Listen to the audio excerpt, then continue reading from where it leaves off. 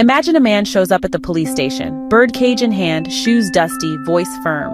They ask him, "What's your race?" He doesn't even blink. My race, He says. is me, John the Birdman. The officer leans in. "Explain yourself." He shrugs. My race is me myself. A person is an individual humanity. Every man is a race officer. Now, I don't know about you, but I'd like to meet John the Birdman. Anyone confident enough to defy the racial checkbox with that level of poetry must have seen some things. But as I would soon find out, John is just the beginning.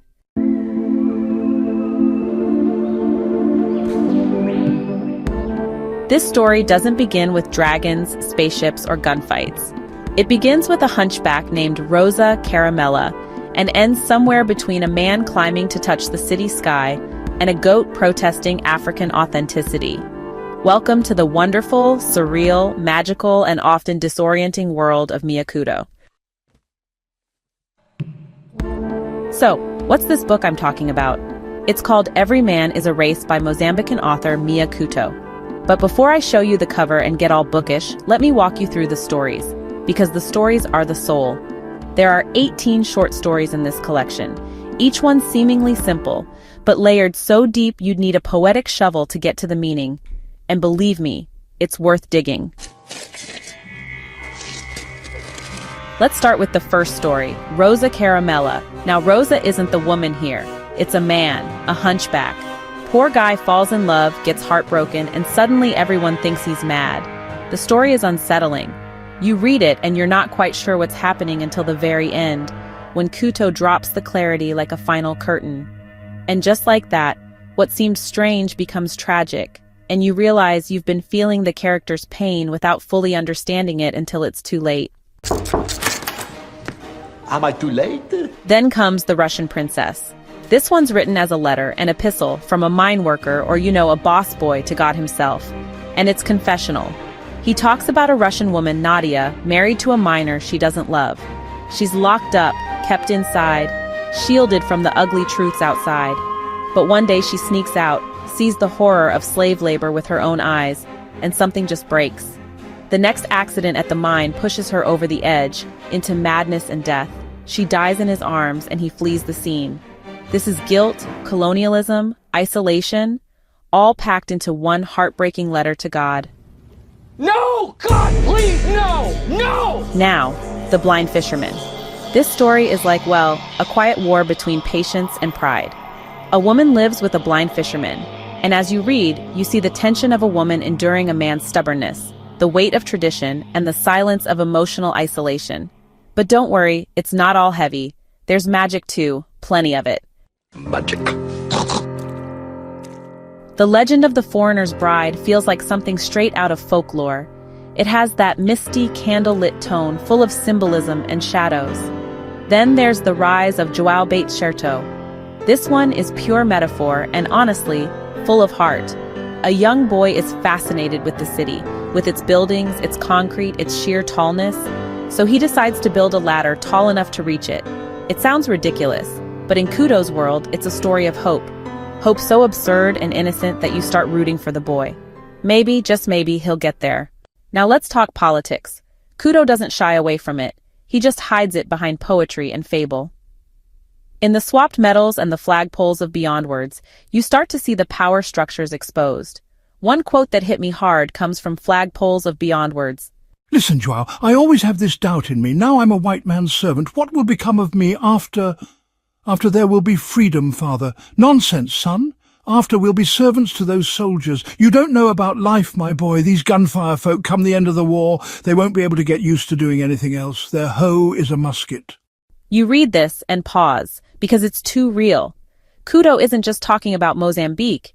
He's talking about every revolution that turns in on itself. The freedom fighters who become landlords, the oppressed who become oppressors. Then comes whites. Now this one is satire at its best. Picture this. A bunch of black intellectuals are having a seminar about African authenticity, talking relevancies and eloquences in suits and ties. In walks a man named Carlito Jonas, with his goat. Yes, his goat, Zakina Boozy. He storms in and tells them, You're whites in disguise, you're pretending to be my race, you're just making fools of us, folks. I, who you can see in front of you, I'm not scared of anyone. Let's go, Zakina, let's go and denounce these goings-on. And just like that, Mia Couto skewers the whole post-colonial elite in one goat-led revolution. It reminded me of Ngugi wa Thiong'o's line in Weep Not Child, "Blackness alone does not make a man." This, Every Man is a Race, is the collection I've been talking about. Published in 1991 in Portuguese, translated into English in 1994, this slim book, just 118 pages, packs the density of a novel 4 times its size. Mia Couto is a Mozambican writer, one of the finest to come from Lusophone Africa. He writes in Portuguese, but his stories carry African rhythms, themes, and worldviews. He's won numerous international awards, and after reading this, I see why. So let's talk themes. Mia Couto writes about identity, not just racial identity, but personal identity too. Every man is a race isn't just, a catchy line. It's a worldview. The idea is that we are each unique, complex, even contradictory. And honestly, putting people in boxes by race, class, or ideology really misses the richness of who they are. He also tackles post-colonial disillusionment. The people who fought for freedom, well, they often become the new tyrants. He explores this in stories like Whites and Flagpoles of Beyond Words. Couto asks, what happens after the struggle? Who holds the gun when the dust settles? There's also magic realism, but not in the Western sense. Couto's magic doesn't exist to amuse or astonish. It's woven into reality. It's part of the landscape. Like oral tradition, the supernatural isn't separate from the real. It enhances it. And let's not forget language. Couto's prose. Oh, it dances. Even in translation, the sentences have rhythm. There's very little dialogue. The stories feel like they're being told, not written. You can almost hear them by a fireside, passed down generation to generation. I'll be honest, Every Man is a Race is not an easy book. You won't always understand what's going on. Some stories will leave you confused. But that's okay. Confusion is part of the experience. This isn't fast food fiction. It's a slow-cooked stew. You don't rush it. Couto makes you think and then feel again. His writing sneaks up on you. A sentence that felt odd yesterday will haunt you today. A line that confused you will come back in the shower or on a walk. This book reminded me why I love African literature. Because it's bold, it experiments, it resists labels. It isn't written to please, it's written to reveal. So if you're looking for something lyrical, political, surreal, and deeply human, Every Man is a Race is a brilliant pick. Just remember to bring your patience, your empathy, and maybe a goat. Thanks for watching. If you've read Mia Couto or want to, drop a comment. What does your race mean to you?